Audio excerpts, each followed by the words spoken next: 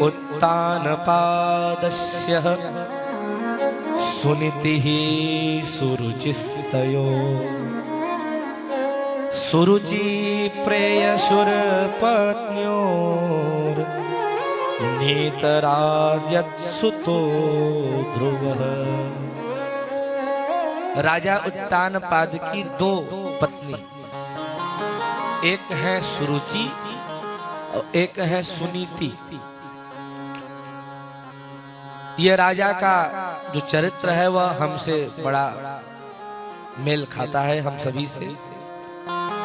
हम सभी जीव उत्तानपाद हैं। कैसे?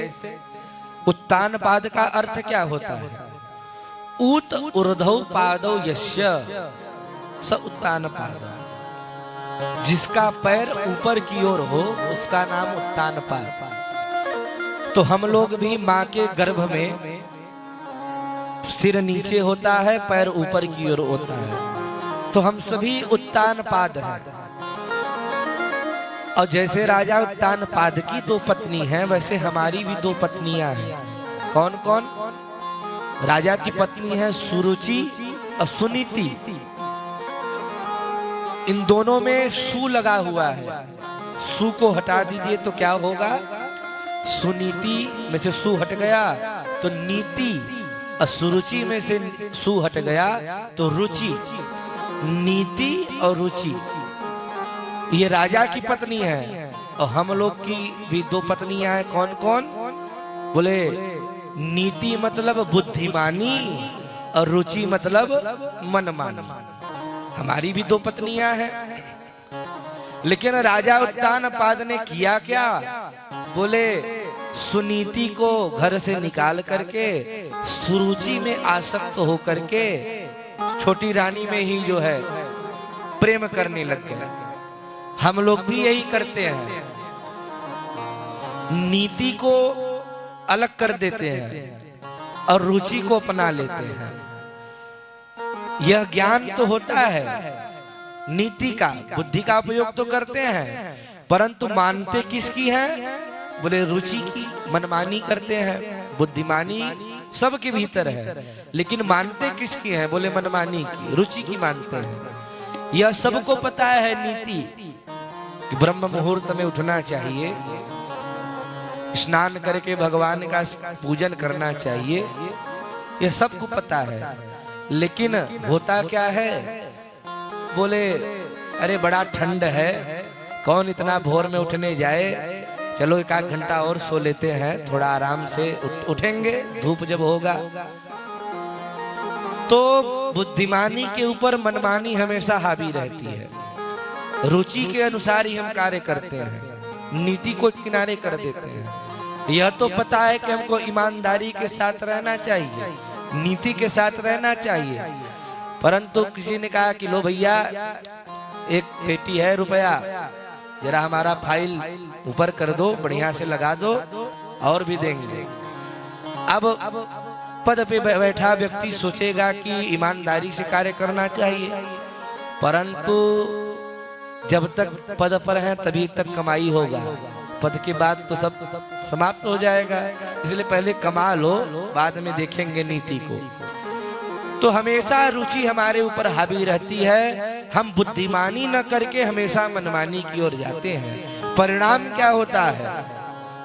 सुनीति का बेटा है ध्रुव, जो आज भी आकाश में दैदीप्यमान हो रहे हैं ध्रुव तारा बन करके, और जो सुरुचि का बेटा उत्तम था वह जंगल में मारा गया। कथा प्रसिद्ध है। राजा उत्तानपाद की दो पत्नियां थीं। बड़ी रानी को जंगल में भेज दिया। ध्रुव बच्चों के साथ खेलते थे, जंगल में ही रहते थे। अपने मित्रों से पूछते थे मेरे पिता को जानते हो? तो माँ से पूछते तो माँ कुछ नहीं बताती थी, पर मित्र ने कहा चल आज तो उसको मिला ही देते हैं। ले गए दरबार में। दरबार में जाकर के ध्रुव जी ने परिचय दिया कि मैं माता सुनीति का बेटा हूँ। सोई पुत्र को देख करके प्रेम से राजा ने गोद में उठा करके बैठाना चाहा। सोई बगल में बैठी सुरुचि ने हाथ पकड़ करके नीचे उतार दिया। कहा महाराज की गोद में बैठता है? तो ध्रुव जी ने कहा हम पुत्र हैं। बोले कि उस सुनीति के बेटा बनने पर तुझको गद्दी नहीं मिलेगी। तब कैसे मिलेगी?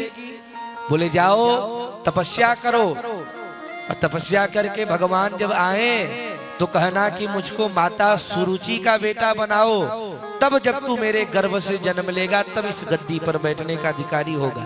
चल भाग यहाँ से।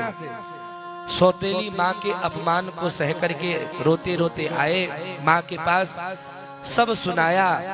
माँ ने कहा कि बेटा तू मुझसे अपने पिता का पता पूछता था तो मैं तुझको बता न पाई।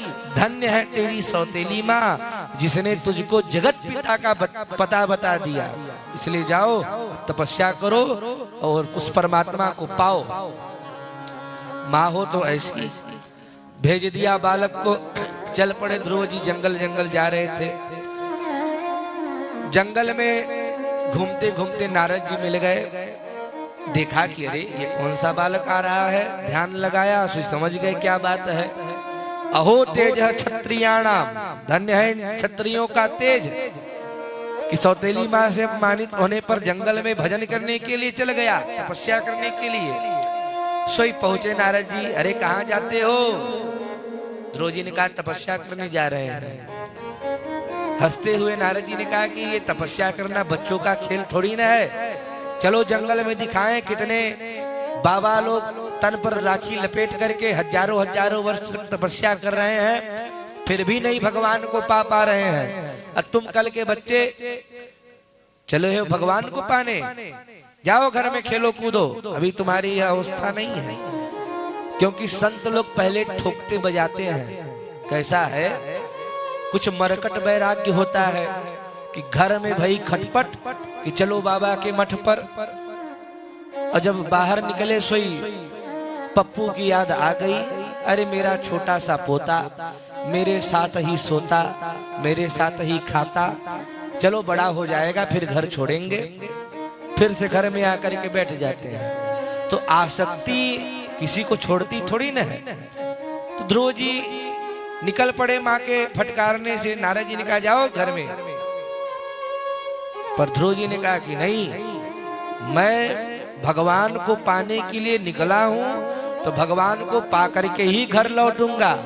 आपको भगवान का पता मालूम हो तो बताओ, नहीं आप अपने रास्ते जाओ, हम अपने रास्ते जाते हैं। नारद जी ने कहा बड़ा पक्का चेला है। तुरंत कहा आओ अब मैं तुमको मंत्र देता हूँ। तो द्वादशाक्षर मंत्र कान में फूंक दिया। ओम नमो भगवते वासुदेवाय। कहा जाओ श्रद्धा पूर्वक यमुना किनारे जपो, निश्चित भगवान की प्राप्ति होगी।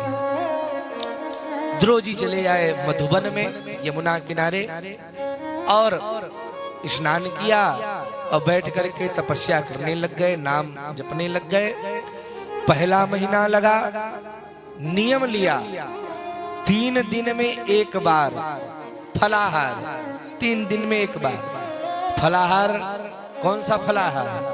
हम लोग वाला फलाहार नहीं, पूड़ी भी खा रहे हैं, पकौड़ी भी छन रहा है, रसगुल्ला मालपुआ भी खा रहे हैं।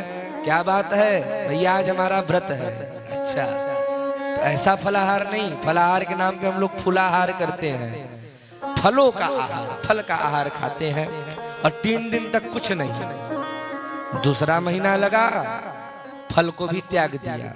क्या कर रहे हैं? बोले 6 दिन में एक बार। क्या? बोले यमुना जी का जल पीते हैं 6 दिन में एक बार, 6 दिन तक कुछ नहीं। तीसरा महीना लगा, तिराक्रांते, तीसरे महीने में जल भी छोड़ दिया। तब क्या कर रहे हैं?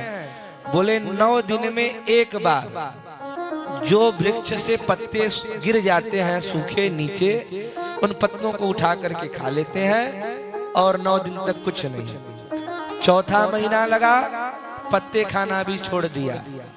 अब क्या कर रहे हैं? बोले 12 दिन में एक बार। क्या? एक बार बस श्वास लेते हैं, श्वास को पीते हैं और 12 दिन तक कुछ नहीं। जो 5वां महीना लगा, ऐसा प्राणायाम चढ़ाया कि सब पूरे सृष्टि का जो है सारा प्राण रुक गया, प्राणवायु सबके सब रुक गए। अब जो है सब देवता चिंतित होने लग गए, प्रभु यह जो है कैसे हो रहा है, हम लोगों का सब प्राणवायु ही रुक गया है। तब भगवान ने कहा कि यह मेरा भक्त तपस्या कर रहा है। नैवं विदामो भगवन् प्राणरोधः चराचरस्याखिल सांत्वधाम्नः।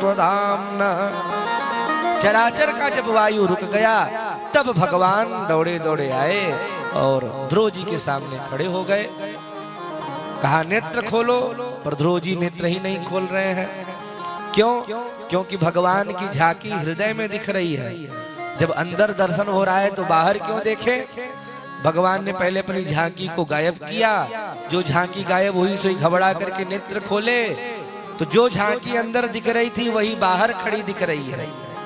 देखा सोई कहा ओहो ये साक्षात भगवान है। सबसे ये तो पूछा था कि कैसे भगवान को पाया जाता है, पर ये नहीं पूछा जब भगवान आ जाएं तब क्या किया जाता है। सुना है पूजा पाठ किया जाता है, स्तुति किया जाता है, परंतु कभी मैं विद्यालय गया ही नहीं। 5 वर्ष की आयु है, क्या करूं? कुछ नहीं किया, प्रणाम किया और फिर से आंख बंद कर लिया। भगवान ने मुस्कुराते हुए अपने पांचजन्य शंख को ध्रुव जी के कपोलों से लगा दिया। तो शंख का स्पर्श करते ही ध्रुव जी को सारा वेद वेदांग सब कंठस्थ हो गया। मूकं करोतु वाचालं पंगुं लंघयते गिरिं यत् कृपातमहं वन्दे परमानंद माधवम्। पहले सोच रहे थे मैं क्या बोलूं, अब जब ज्ञान हो गया तो सोच रहे हैं मैं क्या क्या बोलूं। यही भगवान की कृपा है कि जिसको चाहे मूक कर दे और जिसको चाहे वाचाल बना दे। मूकम करो तू वाचाल। इस प्रकार 12 अक्षर मंत्र मिला था तो 12 श्लोकों में ध्रुव जी ने भगवान की स्तुति की। ध्रुव